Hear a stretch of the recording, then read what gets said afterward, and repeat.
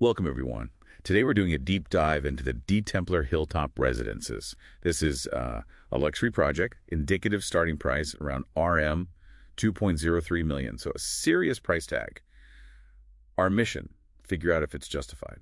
The quick take from the analysis, it looks like a high-risk, high-reward deal, really tailored for, well, a patient and affluent buyer. Yeah, that's right.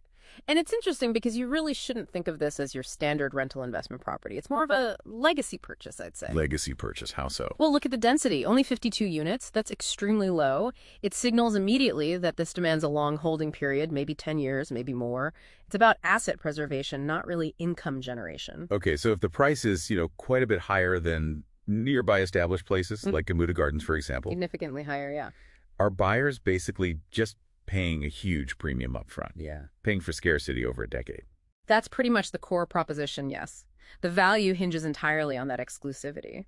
They're selling this tiny enclave, just 52 homes, and critically, it's backed by a guaranteed forest reserve view. Right, which means no one can build behind you later on. Exactly. That's legally protected. It prevents future development diluting that view, that sense of serenity.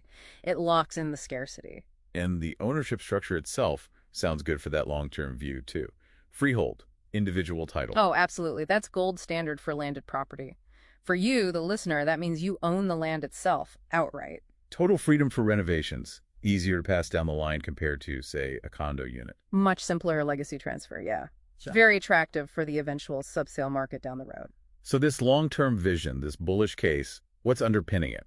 There's one massive catalyst everyone's banking on. The ECRL. That's the East Coast Rail Link. Specifically, the Surrenda Baru station. It's slated to open January 2028. Okay, and the project completion is also around 2028. Perfectly aligned. That's the key.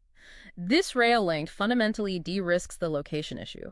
Forget the developer's marketing claim of 30 minutes to KLCC, which is, let's be honest, unrealistic now. Yeah. The train solves the access problem long term. Right, so the infrastructure provides a strong tailwind. But we need to talk about the immediate risks, too. Let's shift gears. The analysis flags some pretty serious red flags. First up, developer risk. OCR Group Perched. Yes. And this is where things get, well, quite concerning. There's a very significant lawsuit hanging over them. RM 30.93 million. Wow, 30 million ringgit. What's that about?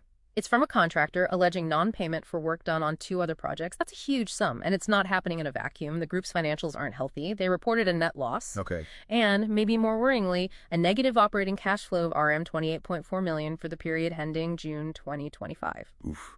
Negative cash flow and a major lawsuit. That screams potential delays, doesn't it? Or worse. It introduces a high, very material risk. Delays, quality issues, even, yes, potentially abandonment in a worst-case scenario. It's a serious concern. Okay, that's one major risk. What's the other one? The other is physical. It's geotechnical risk. Linked to the location itself, the hilltop selling point. Exactly. That 162-meter hilltop unique selling proposition. It's in the Templer Park Rawang area.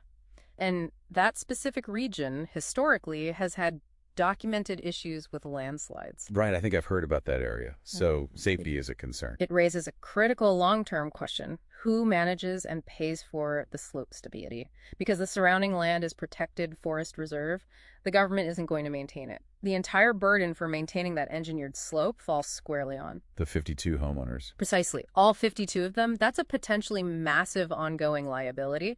We could be talking about future maintenance fees that are, extraordinarily high, like think small mortgage payment high just for upkeep. Okay, so summing this up for you, the listener, what's the final verdict? The analysis suggests this purchase really only makes sense for 2 types of buyers. One, the speculative investor who is fully prepared, financially and mentally, for a long hold, maybe 10, even 15 years. Okay, and the second type? The homestayer.